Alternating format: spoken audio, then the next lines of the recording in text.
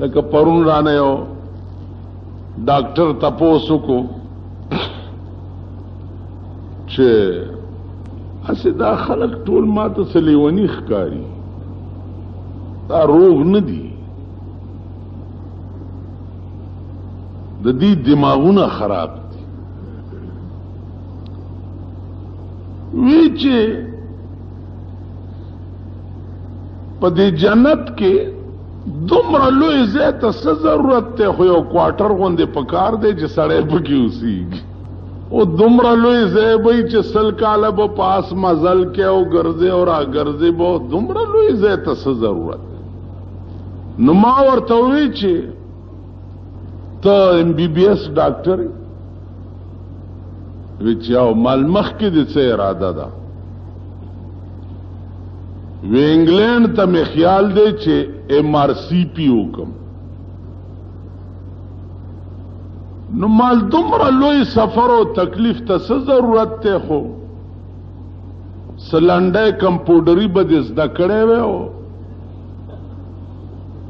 چرته به دې دکان کې ناست وی او سونډ سپیرکای به دې خرڅولی.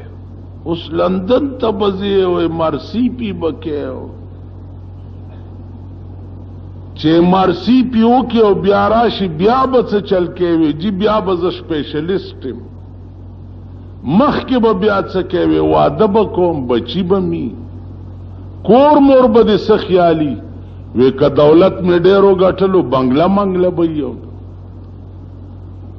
ما بنګلې څومره ایریا کې وی چې چا 10 کناله کې د چا 15 کناله کې د چا.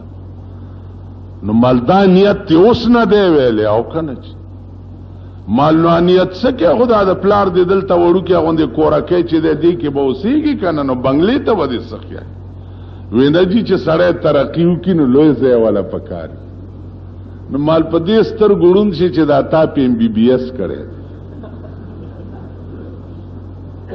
چې د جنت غوندې ترقی یافته ځای ته ورشي. اول ته ته په کوټنۍ کې ناستې، په کوټنۍ کې، او ستا په مخ کې چې دلته ادنا خلقو هغه په هغه کمرو کې ناستې چې یوه کمره به د ملغلرې وي او دا یوې کمرې پلنوالی به 80 میله وي. نو چې هغې په هغه کمره کې ناستې او ته په کوټنۍ کې، نو خدای نه به شکوه نه کې، گیله به نه کې؟ ویل جی بس توبه والله اوس پوه شو، اوس پوه شو. او د خدای بند رسول الله صلی الله علیه وسلم فرمایلی دي چې د خدای په ټوله خدای کې چې کوم مقام خدای مال را کړی دی، نو هغه مقام په خپل خدای کې چاله بل چاله خدای نه دی ور کړی، بل چاله نه دی ور. بیا یو داسې ځای خدای ساتلی دی چې هغه لا مال را کړی نه دی. نو مونږ ته ویلي دي پیغمبر چې اذان وشي او دعا کوي، نو چاته یاد ده اذان نه وروسته دعا؟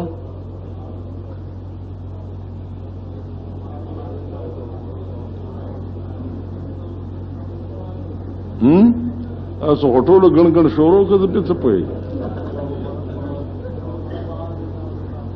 اورې گئی تا ته یاد ده لکه پاس ودرو ووایه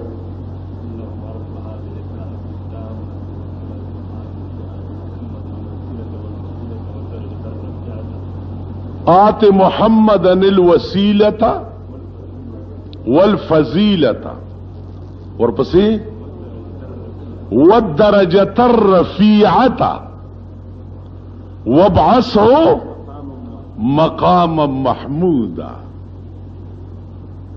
وګوره پیغمبر ویلي چې اذان وکړي، نو ګوره چې ما عطا وابعثه مقاما محمودا.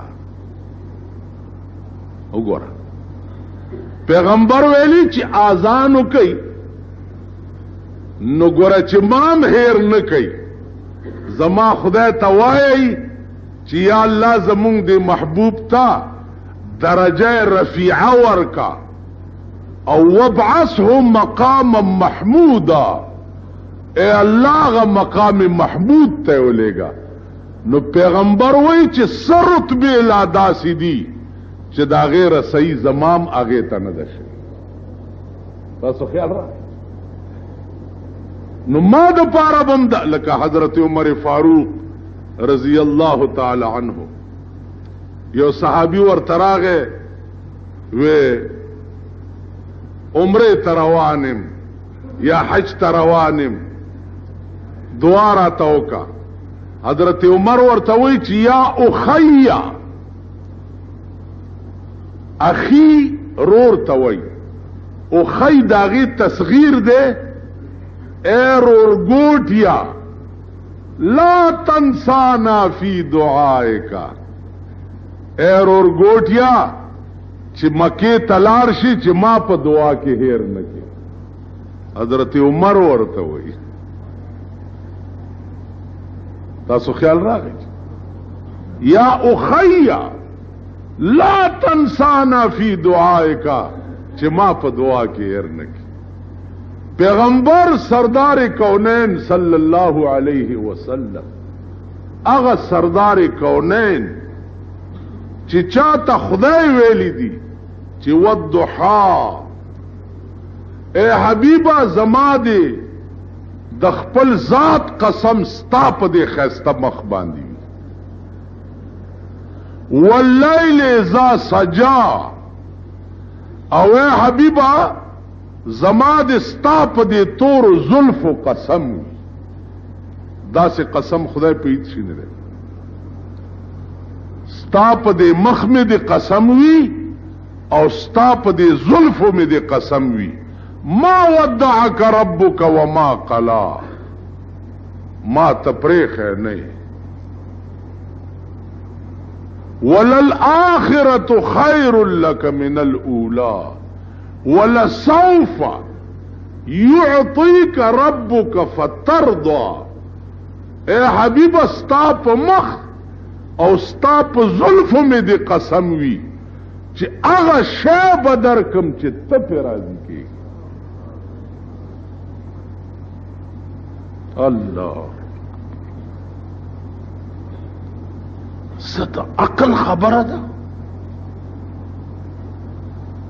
یا زمون غوندې د سرونو عقل او د دې رسایم دې ته کېږي. ولسوف يعطيك ربك فترضى چې په څه ته راضي کېږي هغه به درکوم. پیغمبر نه تپوسو شو چې ته به په څه راضي کېږي په قیامت کې چې خدای به درکوي. وی زه زما رضا به په قیامت کې صرف داوی چې زما یو امتیم دوزخ ته لاړ نشي.